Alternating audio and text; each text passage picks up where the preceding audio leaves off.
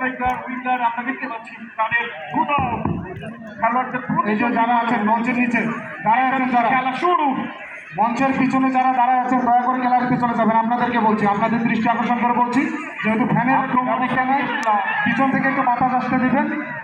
আপনারা দয়া করে, আমাদের অতিথি মহোদয়রা বসেছেন, দয়া করে এখানে কেউ পিছনে চলে যাবেন। এই যে মহতিক চাচা, এই যে চাচা, কিন্তু আপনারা দয়া করে একটু সাইডে যাবেন। মাঝমাঠে বাড়িয়েছেন, আপনারা সাইডে যাবেন, ঠিক মতো রাখতে পারেননি, এই শোন লম্বা করে বাড়িয়েছেন,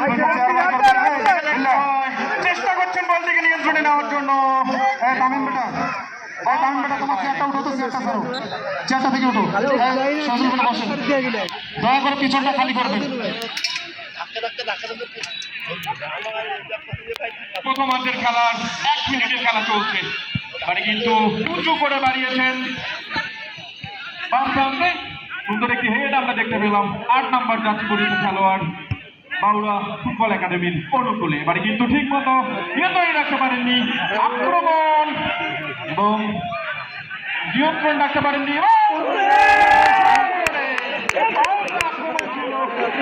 ফুটবল একাডেমির খেলার প্রথম 1 মিনিটে অসাধারণ একটি শট ছিল, গোল হওয়ার কোনো সময় সম্ভাবনা ছিল। খেলোয়াড় আমরা দেখতে পাচ্ছি আহত,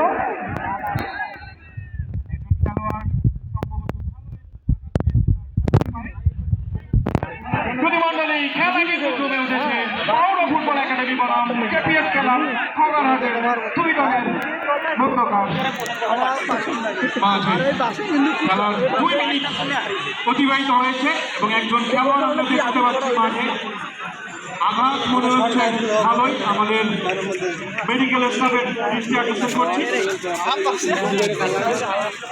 এবং সেই সাথে সাথে সম্ভবত সেরে উঠেছেন বাউরা ফুটবল একাডেমি 5 গ্রামের খেলোয়াড়।